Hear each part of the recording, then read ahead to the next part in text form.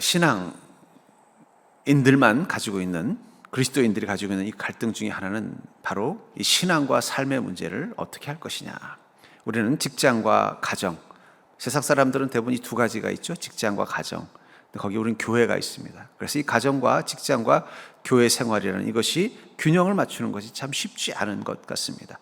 특별히 이 모태신앙 출신들의 이 사람들을 보면은 오히려 모태신앙으로 인해서 신앙을 잃어버리거나 혹은 신앙에 대한 불신을 갖는 그런 그리스도인들이 의외로 많아요.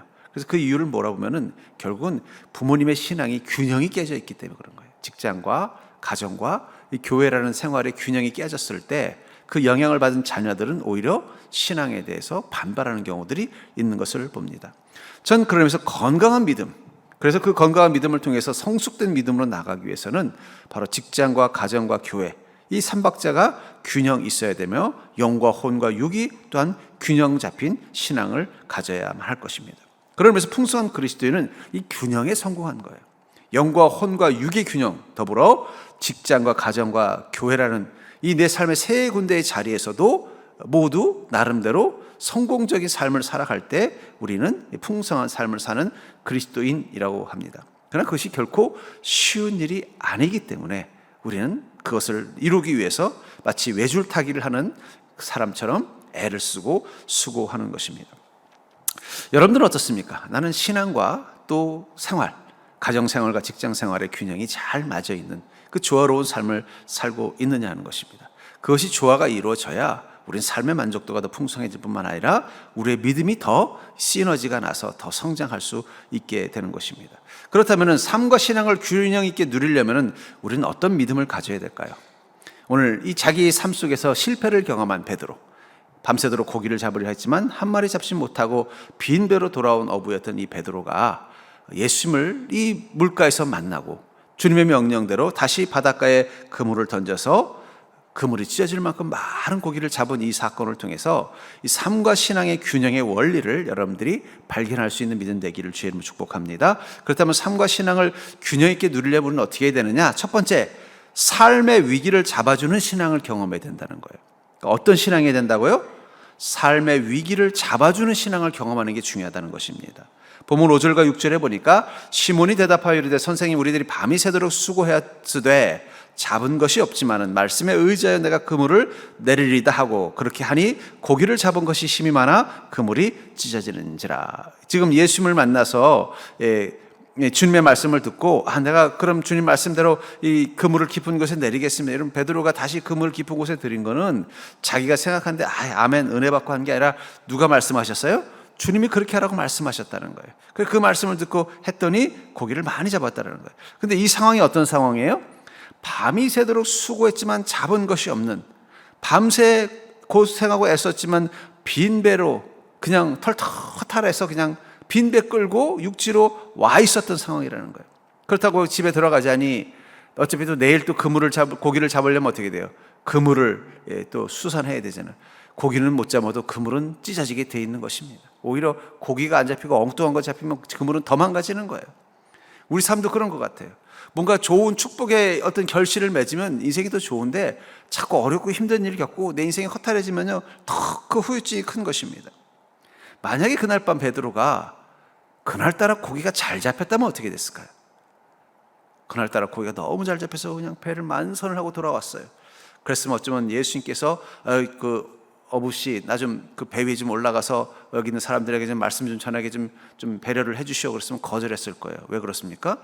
배 위에 있는 고기 정리해야 되는데 아유 죄송합니다 예수님 제가 도와드리고 싶은데 지금 보다시피 제가 이렇게 고기가 이렇게 너무 많아가지고 이것 좀 빨리 정리해서 생선 빨리 소금도 절일 건 절이고 또 시장에 팔 건 팔아야 되기 때문에 제가 주님을 저희 배에 모실 여력이 없습니다. 이해해 주십시오. 저 옆에 아무개가 지금 배가 지난밤 한 마리도 못 잡았는데 그 아무개 배 위에 올라가셔서 복음을 전하시면 어떻겠습니까 하고 거절했을 확률이 높죠. 근데 하필 그날이 어떤 날이었어요? 자기만 고기 한 마리 못 잡은 날이에요. 이상하게 오늘은 고기 한 마리 안 잡히고 진짜 해도 하다못해 집에 뭐 생선 대가리 하나라도 가져가야 되는데 집에 저녁 반찬으로 쓸만한 아침 반찬으로 쓸만한 고기 한 마리 못 잡은 그 허탈한 날, 뭐 아무것도 할 게 없는 그냥 그물만 정리해서 싣고 배를 묶고만 두면 되는 그 시간 갑자기 주님이 나타나셔서 뭐라 그런 거예요? 내가 지금 그 배에 좀 올라서 말씀 좀 전하게 해달라. 사람들이 많으니까 그러니까 베드로도 할 일이 없으니까 어떻게 돼요? 저기 웅성웅성 하는 소리를 보니까 저기 누가 오는데 보니까 예수님이 오시는 거예요. 사람들이 예수님 말씀 들으려고 모이는 거예요. 그리고 주님께서 그 배 위에 올라가 있는 동안 어차피 아까도 말했잖아요. 고기를 못 잡아도 그물은 찢어집니다. 그물을 깁는 척 하면서 귀는 계속 어디 있는 거예요? 그 예수님 말을 귀를 기울이면서 자기도 모르게 마음속에 동의가 일어나는 거예요. 아멘, 그렇지, 믿음으로 가야지. 근데 주님께서 모든 말씀을 다 전한 뒤에는 이렇게 말하는 거예요. 내가 이렇게 우리 베드로 씨가 나를 위해서 이렇게 또 배를 해줬는데 나도 조그만 좀 선물을 줘야죠. 그러면서 깊은 곳에 가서 그물을 던지시오. 그랬더니 뭐라고 말한 거예요? 주님 말씀 의지해서 내가 내리겠습니다. 고기를 잡았다면 그 말을 할 수 있는 여력이, 시간이 없었을 것입니다. 우리는 우리 인생 가운데 때로는 실패와 실망을 경험합니다. 그것은 우리 마음을 공허하게 만들고 마치 우리 마음을 빈 배처럼 만들어버립니다. 그때 주님을 만난다는 거예요. 여러분들은 어떻습니까? 언제 주님을 처음 만났어요? 저도 그런 것 같아요. 내 삶에 정말 힘들 때, 빈 배와 같이 내가 애쓰고 수고했지만 아무것도 거두지 못하고 내 삶에 어려움들이 있을 때 그때 주님을 뜨겁게 만나는 걸 느껴요. 내 문제 위에 임하신 주님, 그 문제를 주님의 은혜로 채워주시는 그 기쁨, 그것을 누리고 나면 그 다음부터 어떻게 돼요? 우리는 믿음을 가지고 사는 그 소망과 기쁨을 갖게 된다는 것입니다. 데살로니가전서 1장 6절의 공동번역은 여러분은 많은 환난 중에서도 성령께서 주시는 기쁨을 가지고 말씀을 받아들여 우리뿐만 아니라 주님까지 본받았습니다 하면서 많은 환난과 성령께서 주시는 기쁨에 대해서 이야기하고 있다는 거예요. 여기서 알 수 있는 건 뭐예요? 세상에 환난이 많아도 성령이 주시는 기쁨은 언제나 있다는 것입니다. 세상에 환난이 많으면 기쁨이 사라집니다. 그렇죠? 환난이 많으면 기쁨이 사라지는 거예요. 그러나 성령께서 주시는 기쁨은 사라지지 않습니다. 베드로가 잡은 고기는 원래 갈릴리 호수에 살던 고기가 아닙니다. 저 천국호에 있던 고기를 주님의 명령이 떨어지자마자 천사들이 수차로 실어다가 베드로가 금을 던지는 거기다만 뿌려놓은 거예요. 우리 인생도 그렇다는 거예요. 우리 인생의 수고와 애를 써서 얻을 수 있는 고기가 없는 많은 환난의 그 시간 한가운데도 주님께서 깊은 곳에 그물을 던지라 명령하셔서 그 말씀을 의지해서 순종할 때 거둬들이는 물고기와 같은 성령께서 주시는 기쁨이 있다는 거예요. 세상 사람들은 못 잡습니다. 한번 생각해. 그렇지 않아도 그날 베드로와 또 이 요한의 배만 고기를 한 마리 못 잡아서 그냥 허탈하게 돌아왔는데 갑자기 주님이 깊은 곳에 그물을 던지라고 하는 거예요. 그러더니 보니까는 고기를 막 잔뜩 잡아온 거예요. 마침 그 옆에 뭐 고기를 잡긴 잡았지만 별로 시원찮게 잡은 또 한 팀이 있었어요. 그래서 아니 갑자기 어디서 이렇게 고기를 잡아와서 그랬더니 예수님이 깊은 곳에 그물 던지라고 해서 던졌더니 이렇게 고기가 많아. 얼마나 많은지 다 잡지도 못했어. 그러니까 물어봐요. 그럼 그 깊은 곳이 어디야? 그러면 이 어부들은 이 갈릴리 호수 바삭하기 때문에 대충 말만 해주면 어떻게 돼요? 위치를 대충 알아요. 거기 있잖아요. 거기 옆에 그 바위 조금 있는데 그러면 바로 소설을 같이 가서 그물을 던졌을 것입니다. 고기가 잡혔을까요? 안 잡혔을까요? 베드로가 던질 때는 너무 많아가지고 다 잡지 못했던 그 고기들이 다른 사람이 갔을 때는요 한 마리도 없었을 것이라는 거예요. 왜냐하면 그 고기는 어떤 고기예요? 성령께서 주시는 기쁨, 하늘 고기이기 때문이라는 거예요. 여러분, 세상 사람들이 마치 그 빈배와처럼 아무것도 잡지 못하는 많은 환난 시간 가운데 있어도 우리는 그 속에서 세상 사람들이 알지 못하는 특별한 기쁨이 있다는 것입니다.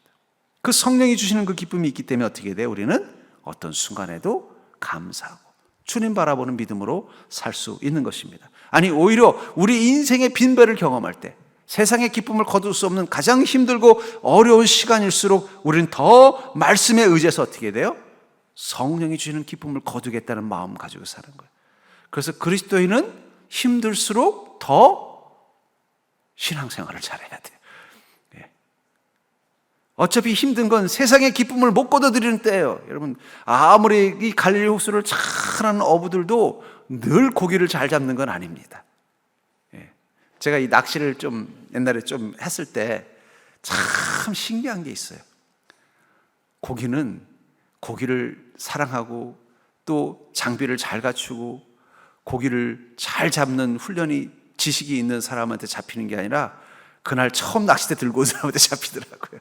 그 참 신기해요. 그래서 가끔씩 저 고기는 저 밑에 뭐 진짜 용왕이라는 신이 있으면 저기 처음 손님 왔다 한번 잡혀줘라.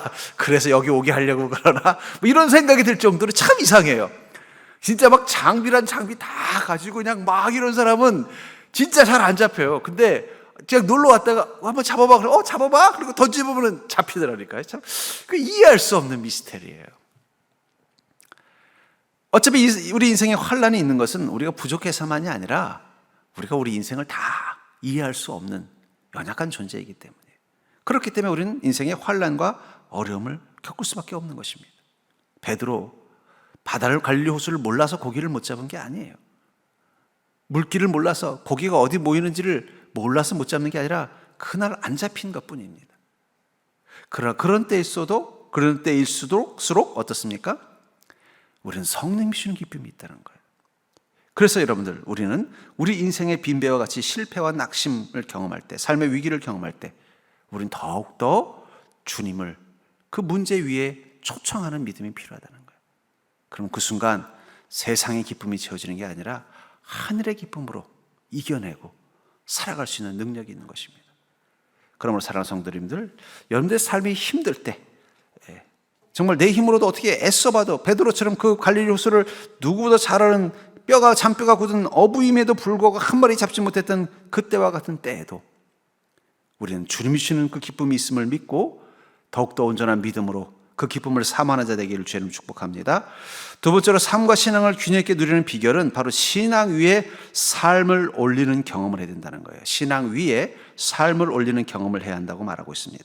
3, 4절에 보니까 예수께서 한 배에 오르시니 그 배는 시몬의 배라. 육지에서 조금 떼기를 청하시고 앉으사 배에서 무리를 가르치시더니 말씀을 마치시고 시몬에게 이르시되 깊은 데로 가서 그물을 내려 고기를 잡으라. 주님께서 그 한 배에 오른 게 바로 시몬의 베드로의 배입니다. 예수님이 그 베드로의 배에 오른 그 순간이 그 빈 배가 축복으로 바뀌는, 실패가 축복으로 바뀌는 시간이라는 것입니다. 여러분들은 오병이의 기적, 저는 이 하나님의 기적을 한마디로 요약한다고 하면 저는 그 오병이어에 담겨져 있다고 생각해요. 하나님 우리 인생 가운데 주시는 놀라운 은혜라는 기적은 딱 이 오병이어 사건과 비슷하다는 거예요. 이 오병이어서 이 소년, 그는 자신을 위한 보리떡 5개와 물고기 2마리밖에 없었습니다. 근데 그것을 이 5,000명이 넘는 사람들을 위해서 주님께 내어놨을 때 사람들은 뭐라고 평가하냐면 요한복음 6장 9절에 여기 한 아이가 있어 보리떡 5개와 물고기 2마리를 가지고 있나이다. 그러나 이것이 이 많은 사람에게 얼마나 되겠습니까? 이거 가지고 뭘 하겠습니까? 근데 주님께서 그 오병이어 보리떡 5개와 물고기를 축복하십니다. 축복하는 순간 어떤 일이 일어났어요? 요한복음 6장 13절에 보니까 이에 거두니 보리떡 5개로 먹고 남은 조각이 12바구니에 찼더라. 5,000명이 다 먹고도 12바구니가 찰 만큼 풍성해졌다는 거예요. 그 출발점은 초라한 보리떡 5개입니다. 우리의 삶은 보리떡 5개, 이 소년의 보리떡 5개처럼 초라할 수 있습니다. 그런데 이 초라한 삶을 풍성한 삶으로 바꾸는데 가장 중요한 게 뭐라는 거예요? 바로 신앙 위에 이것을 올리는 게 필요하다는 거예요. 만약에 이 베드로의 빈 배에 만약에 이 배가 비어 있지 않았다면 어떻게 됐을까요? 아마 예수님은 올라오지 못하셨을 것입니다. 저는 그러면서 우리가 인생의 곤란함, 우리 삶 속에 어렵고 힘든 그 빈 배를 가지고 있을 때 이 배 위에는 어떻게 보면 존재가 올라온다고 생각해요. 하나는 예수님, 하나는 마귀입니다. 우리 인생의 곤란함이라는 배, 빈 배, 우리 인생의 문제라는 그 빈 배 앞에서 우리가 허탈해하고 이걸 어떻게 채울 것인가를 고민하고 있을 때 그 배에 올라오는 두 존재가 있는데 하나는 예수님이고 하나는 마귀라는 거예요. 예수님은 올라오셔서 어떻게 해요? 우리를 축복하시고 은혜와 말씀을 주시고 우리 삶의 풍성함을 허락합니다. 그러나 마귀는 올라오면 어떻게 돼요? 죄와 유혹, 그리고 우리를 범죄하게 만들고 시험과 환난에 빠지게 되더라고요. 그러니까 여러분, 이 수많은 죄의 유혹에 넘어가서 시험과 환난에 빠지는 많은 사람들은 대부분 어떤 상황이에요? 자기의 배가 비어 있을 때라는 거예요. 경제적인 배, 또 삶이라는 배, 자기의 어떤 가치라는 배, 이것들이 비어버리면요, 거기 누가 들어와요? 마귀가 들어오는 거예요. 그 공허함 속에 들어와서 죄와 유혹으로 우리를 쓰러뜨리려고 합니다. 그렇기 때문에 우리 인생의 이 빈배와 같은 그곳에 가장 중요한 건 뭐예요? 예수님을 태우는 믿음이 필요하다는 거예요. 주님 올라오십시오. 우리 인생이 힘들다면, 그것은 다른 말로 표현하면 내 뜻대로 되지 않은 시간이며 내 인생의 문제가 많은 시간일 것입니다. 그때 우리에게 필요한 건 뭐예요? 주님이 이 내 인생의 문제 가운데 오기를 원하는 것입니다. 이 말을 적용한다면 내 삶에 문제가 있을 때 거기서 가장 중요한 건 뭐예요? 이 삶에 주님이 주시는 말씀이 무엇인가? 주님의 뜻이 무엇인가? 주님의 음성을 찾는 노력을 하는 게 필요하다는 것입니다. 그렇기 때문에 신앙의 힘이 삶의 축복으로 이어지게 만들려면요, 이 삶과 신앙의 관계에 대한 정비가 필요합니다. 6절과 7절을 보시면, 그렇게 하니 고기를 잡은 것이 심히 많아 그물이 찢어지는지라. 이에 다른 배에 있는 동무들에게 손짓하여 와서 도와달라 하니 그들이 와서 2배의 체험에 잠기게 되더라. 그 빈 배 위에 예수님께서 올라오셨고 주님의 말씀이 임해서 그 말씀을 따라 깊은 곳에 그물을 던졌더니 그 배에 고기가 잔뜩 잠겨서 2배가 잠길 정도로 많이 잡혔다라는 거예요. 저는 이것을 통해서 어쩌면 이 신앙생활과 우리 인생, 사회생활과 가정생활, 직장과 가정이나 사회생활에 대해서 우리가 오해하는 게 있습니다. 소위 말하는 신앙생활을 너무 열심히 하면 사회생활에 손해가 된다. 그래서 어떤 분은 그러더라고요. 난 예수님 적당히 믿으려고 그럽니다. 그래야 내 삶도 살고 지키죠 라고 말하시는 분도 있다는 거예요. 그런 분들은 삶과 신앙을 어떤 관계로 보느냐 한번 도표로 한번 볼까요? 왼쪽에 삶과 신앙을 이렇게 수평적으로 보는 거예요. 그래서 신앙이 넓어지면 삶은 줄어들고 삶이 넓어지면 신앙은 줄어지는 거예요. 그래서 교회 너무 열심히 가면 내 시간이 없어. 내가 이렇게 신앙생활 내가 열심히 내가 뭔가 나의 주님을 위해서 일하다 보니까 내 삶은 아무것도 남는 게 없어. 그건 뭐예요? 수평적인 관계. 양쪽이 서로 마치 이 차지하는 비율의 차이가 되는 것처럼 된다는 거예요. 반대로 그게 아니라 신앙이 삶의 기초가 된다면 어떻게 될까요? 신앙이 넓어지면 넓어질수록 삶도 풍성해지는 것입니다. 여기 말씀에 의지하라는 말은 뭐예요? 지금 말씀에 의지해서 뭘 하겠다는 거예요? 내가 말씀에 의지해서 더 열심히 예수 믿겠습니다. 말씀에 의지해서 더 열심히 전도하겠습니다. 말씀에 의지해서 더 열심히 교회 나오겠습니다라는 게 아니잖아요. 말씀에 의지해서 뭘 하겠다는 거예요? 내 생업인 업으로서 깊은 곳에 그물을 던지겠다라는 거예요. 다시 말해서 삶과 신앙이 수평적인 서로가 서로에게 어떤 반대적으로 신앙이 커지면 삶이 작아지고 삶이 커지면 신앙이 좁아지는 그게 아니라 내 신앙의 풍성함으로 내 삶도 풍성하게 만들 수 있다라는 그런 믿음을 가진 사람은 자기 삶 속에서 무엇을 할 때 어떤 말을 한다는 거예요? 말씀에 의지해서 이 일을 하겠습니다라는 고백이 있다는 거예요. 주님, 지금 요즘 우리 가정에 이런 문제가 생겼습니다. 제가 이걸 어떻게 해결해야 될까요?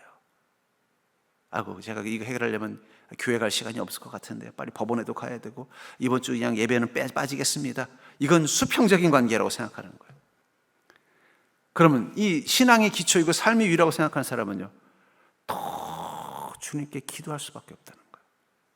말씀에 의지해야만 깊은 곳에 그물을 던져서 고기를 잡기 때문이에요. 그러려면 중요한 게 있습니다. 신앙의 공간을 열어놓으셔야 돼요. 안 그러면 맨날 24시간 교회에서 살아야 되는데, 죄송합니다 주님, 제 사업을 위해서 교회에 있어야 되겠습니다. 이게 아니잖아요. 그럼 어떻게 해야 돼요? 직장에 교회가 있어야 돼요. 가정에 교회가 있어야 돼요. 내가 사는 곳에 교회가 있어야 된다니까요. 그러다 일주일에 한 번 온전히 주님의 영광에 집중할 수 있는 이 교회에 머무는 거예요. 그렇지 않고 수평적으로 내가 주일은 내가 무슨 일이 있어도 교회에 있겠어. 나머지는 그냥 내가 직장과 가정에 있겠어.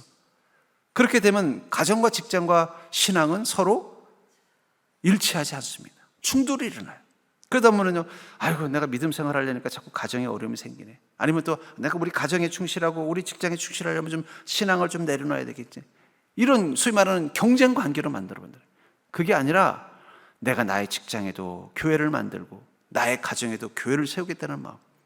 그러니까 저는 여러분들이 다 옆 사람 보고 당신은 개척교회 목사입니다. 여러분들의 가정의 개척교회를 하나 세우시고 여러분들의 직장의 개척교회를 세우시는 게 중요하다는 거예요. 제가 이 평택 경찰서 신우회와 서로 조인을 하게 된 계기가 있습니다. 저희 지방에 이제 저랑 가깝게 지내는 목사님이 전화가 왔어요. 목사님, 제가 잘 아는 한 경찰, 우리 경장인가 경정이신 분이 계시는데 그 집사님이 이번에 평택으로 발령이 났다는 거예요. 그래서 좀 목사님을 좀 소개해주고 싶다라는 거예요. 왜냐면 평택에 있으니까. 그래서 그러냐고 뭐 오셨다니까 또 같이 좀 교제하면 좋죠. 그래서 했더니 그분이 와서 인사하면서 좀 신우에 와서 목사님 말씀을 좀 전해주시면 안 되겠냐요. 그래서 보니까 이분은 경찰인데 뭔가 이 주님을 위해서 이렇게 교회 경찰서에서 내가 주님을 위해서 뭘 해야 된다라는 그 열정과 열망이 강하더라고요. 그래서 그분 따라서 같이 신우에 가서 예배를 드리다 이런저런 얘기를 하다가 목사님, 제가 여기다 찬양팀을 하나, 합창단 하나를 만들겠습니다. 그래서 그래요? 하면은 첫 데뷔 무대는 우리 교회에서 합시다. 그래서 작년에 온 거예요. 그러니까 그분은 직장이 뭐예요? 교회인 거예요. 그러니까 평택으로 발령 왔는데 뭐부터 고민하는 거예요? 내가 여기 와서 기존의 신우회원들하고 뭘 해야 되나? 와서 보니까 상황이 어떠냐 했더니 신우회가 좀 많이 와해가 된 상황이었더라고요. 근데 그분이 와서 신우회를 다시 적극적으로 막, 어디나 그렇습니다. 이게 그런 헌신이 있어야 돼요. 그래서 어떻게 해요? 신우회를 다시 결성한 거예요. 코로나 기간 동안에 이제 신우회가 완전히 와해가 됐더라고요. 다시 이제 회복하려고 와서 막 하면서 이제 막 찬양단도 만들고 막 그 애를 쓰더라고요. 그래서 뭐 내가 도와줄 일 있으면 언제든지 말하라고. 그렇게 해서 도와줬어요. 근데 얼마 전에 연락이 왔어요. 목사님, 제가 저기 남부청으로 발령을 받아서 떠났습니다. 기도해 주세요. 그러더라고요. 그래서 제가 낙심이 되더라고요. 왜냐하면 그분의 교회는 어디예요? 그 직장인 거예요. 분명히 남부청 가면 거기서 또 어떻게 됐을까요? 뭐 신우회를 없으면 만들려고 할 거고, 있으면은 이 신우회를 어떻게 살릴까? 거의 개척교회 담임 목사 같은 마음으로 고민할 거라는 거예요. 그 나머지 신우회 분들을 보니까 그분이 빠지니까 벌써 이게 힘이 쫙 빠졌어요. 걱정이 됩니다. 또 이러다 또 흐지부지 또 명맥이. 그래서 좀 좋은 분, 여기가 교회라는 마음을 가진 분이 좀 오셨으면 좋겠다 제가 기도하고 있습니다.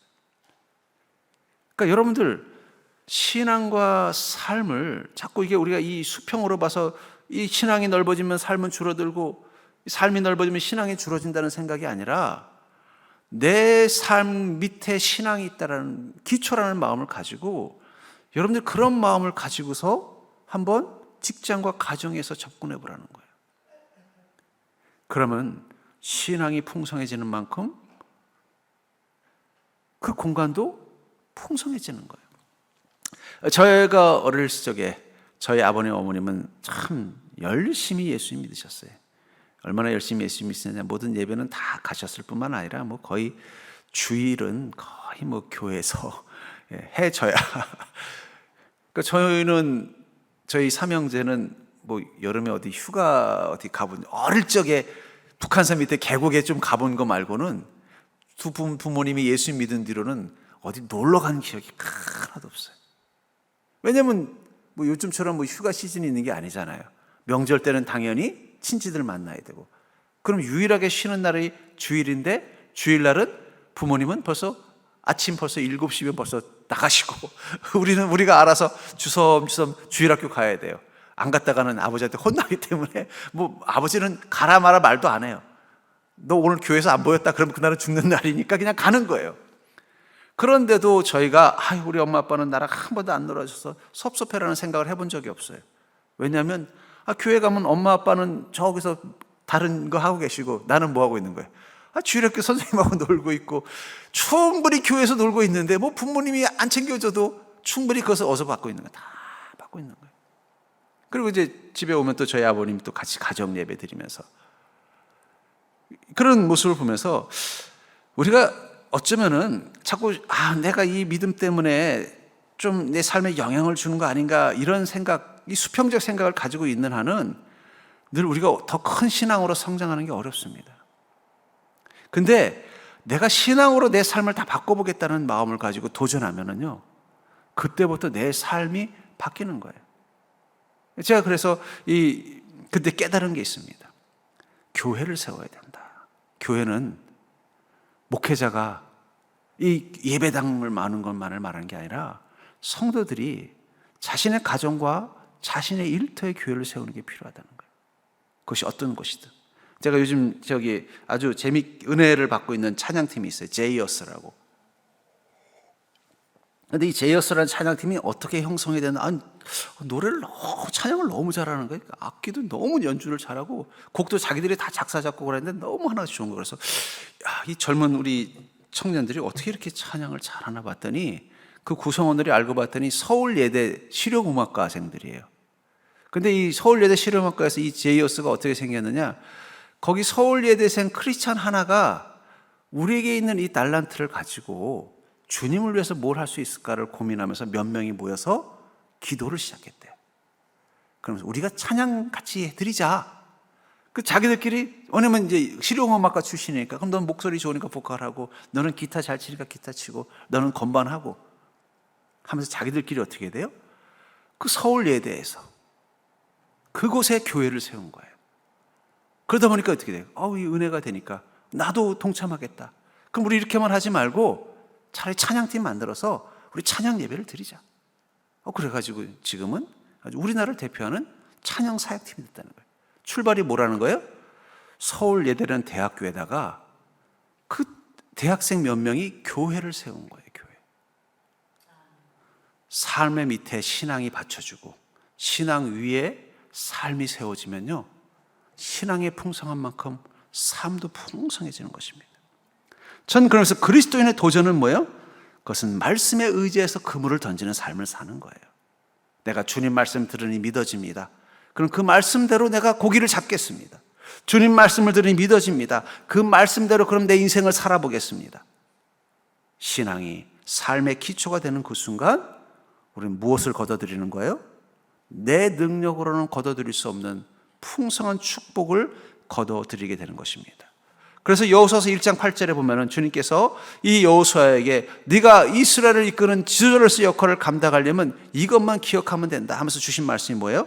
이 율법책을 내 입에서 떠나지 말게 하며 주야로 그것을 묵상하여 그 안에 기록된 대로 다 지켜 행하라. 그리하면 내 길이 평탄하게 될 것이며 내가 형통하리라. 지금 여호수아는 하나님께서 어떤 명령을 내렸어요? 모세를 부르시고 모세 대신에 이스라엘 민족을 이끌라는 명령을 내렸고, 또 명령과 함께 또 뭘 했어요? 그동안 광야에 있던 이스라엘 민족을 이끌고 가나안 땅을 정복하라고 명령을 내렸습니다. 아니, 모세한테 차라리 그 일을 시키시지. 처음 이 이스라엘 이끄는 지도자 역할을 맡은 이 여호수아에게 가나안 땅 정복하라는 명령을 내린 거예요. 그랬으면 아마 여호수아는 무릎 꿇고 기도했을 겁니다. 주님, 저에게 이 귀한 명령 주셨는데 제가 이거 감당하려면 어떻게 됩니까? 저에게 좀 지혜를 주십시오. 아마 여호수아는 마음속으로 이렇게 기대했을지 몰라요. 그러면 너희가 몇 월 며칠 날 요단강 어디를 건너서 여리고성을 이렇게 정복하고 그 다음에는 군사를 이렇게 보내서 또 동쪽으로는 에브라임 지파를, 서쪽으로는 므낫세 군대를 이렇게 파송하고 이렇게 구체적으로 전략과 지침을 가르쳐 줄 줄 알았어요. 그런데 주님은 그런 말씀 싹 빼고 뭐라고 말씀하세요? 그래? 그럼 이렇게 한번 해봐라. 이 율법책을 내 입에서 떠나지 말게 하고 주여로 그것을 묵상하여 그 안에 기록된 대로 다 지켜 행하라. 그러면 네가 하는 이 일이 형통하게 될 거야. 지금 여호수아가 구한 것은 내가 어떻게 하면 이스라엘 민족을 이끌 수 있습니까? 지도력을, 또 리더십을 가르쳐 주십시오. 제가 어떻게 하면 가나안 땅을 정복할 수 있습니까? 전략과 전술을 가르쳐 주십시오. 그 질문했는데 주님은 뭘 말씀하셨어요? 이 율법책, 이 말씀을 다 지켜 그냥 행하면 된다는 거예요. 그 순간 여호수아는 어떻게 했어요? 그 말씀을 의지하고 그때부터 무엇을 하든 기도하고 무엇을 하든 말씀을 듣고 무엇을 하든 그 말씀을 통해 하시는 성령의 음성에 귀를 기울였습니다. 그리고 그 말씀대로 했더니 어떻게 돼요? 요단 강물을 가를 수 있었고, 말씀대로 했더니 여리고성이 무너지고, 말씀대로 했더니 가나안 땅을 정복하게 되더라는 거예요. 여러분들, 신앙은 우리가 인생을 살아가는데 한 부분이 아닙니다. 신앙은 우리가 인생을 살아가는 기초입니다. 그 신앙 기초 위에 살아가야만 우리가 세상 사람들보다 풍성한 인생을 살아갈 수 있는 거예요. 아니고 여전히 인생을 사는 방식과 주님을 믿는 방식이 다른 신앙과 삶이 분리되어져 있으면 우리는 더 손해예요. 남들은 주일도 열심히 자기 인생을 위해서 투자하고 애쓰고 있는데 우리는 여기 와서 찬양하느라고 어떻게 돼요? 내가 전에 아주 실망했던 친구가 있었습니다. 이때 친구의 친구인데 이제 우연히 인사를 했던 거예요. 근데 그 친구가 보니까 예수님을 안 믿는 것 같더라고요. 20대인데. 그래서 막 근데 군대에서 자기는 나는 이제 교회 안 나갈 거라고. 그래서 왜 그러냐 그랬더니 자기가 중고등학교 때 열심히 교회를 섬겼대요. 뭐 학생회장도 하고. 근데 대학을 똑 떨어졌대요. 대학 떨어지고 어쩔 수 없이 군대 가서 내 인생이 왜 이렇게 됐나. 내가 너무 열심히 교회 생활해서 그렇구나. 그래서 제가 뒤통수를 한 대 때리고 싶었어요. 너는 신앙생활, 예수님 믿은 게 아니라는 거예요. 그냥 교회가 좋아서 교회 놀이한 거지. 종교 생활한 거지 그건 믿음 생활한 게 아니라는 거예요. 지가 잘못해놓고 하나님 탓하고 있더라고요. 그랬으면은 예수 믿는 사람들, 예수 잘 믿는 청년들은 다 그럼 대학 떨어지고 다 그런가요? 예수 잘 믿고 대학도 잘 가고 직장도 좋은 데 구하고 자기 인생 잘 사는 사람들도 얼마나 많은데 결국 그건 뭐예요? 우리가 신앙과 삶에 대한 잘못된 생각을 가지고 있었기 때문에 주님께서 우리에게 신앙을 갖도록 만들어 주신 것은 우리 삶을 풍성하게 하시기 위해서라는 거예요. 그럼 우리에게 필요한 믿음은 뭐예요? 말씀에 의지하는 믿음이 필요하다는 거예요. 그 말씀을 다 지켜서 내 삶 가운데서 행하겠다. 다 지켜 행하라고 할 때 아마 이 여호수아는 이 질문을 했을 거예요. 그럼 내가 그 말씀을 지켜 행해야 되는 곳이 어디입니까? 주님 말씀하셨겠죠. 너 요단국물이 막고 있니? 거기가 지켜 행할 때이다. 여리고성이 막고 있니? 거기가 지켜 행할 때이다. 가나안 땅에 그 넓은 거민들을 다 쫓아내야 되니? 거기가 지켜 행해야 될 때이다. 베드로에게는요, 고기 한 마리 잡지 못한 그 시간이 말씀을 의지해 지켜 행할 때였다라는 것입니다. 저는 그리스도인의 형통의 비결은 바로 믿음이 삶의 능력이 되게 하는 데 있다고 믿습니다. 그러므로 사랑하는 성도님들, 베드로처럼 내 인생의 배를 가득 채울 은혜의 말씀을 찾고 그것을 따라 살아보십시오. 그게 중요한 것입니다. 교회 와서 주일날 은혜 받고 위로받고 감동받고 여전히 월요일부터 토요일까지 세상 속에서는 전혀 말씀과는 무관한 삶을 산다면 여전히 여러분들은 그 말씀의 능력, 믿음이 주는 풍성함을 못 누릴 것입니다. 그것을 가지고 여러분들이 사는 6일 속에 어떻게 그것을 적용할 수 있는가, 어떻게 말씀에 의지해서 그물을 던질 수 있는가 고민하십시오. 그럼 그 고민 가운데 성령님은 지혜를 주실 것입니다. 그래서 그 경정님은 남부서로 갔어요. 그래서 내가 그 얘기를 했더니 어떤 분은 그분 승진해서 가는 거네 그러더라고요. 승진하는 길이래요. 그분은 내가 어떻게 하면 더 승진할까 이거 고민하면서 직장 생활한 게 아니라 여기다 어떻게 교회를 세울까 고민하면서 직장 생활했는데 승진은 누가 시켜준 거예요? 하나님이 시켜주시더라는 거예요. 전 여러분들이 그런 소망을 가지시기를 주의 이름으로 축복합니다.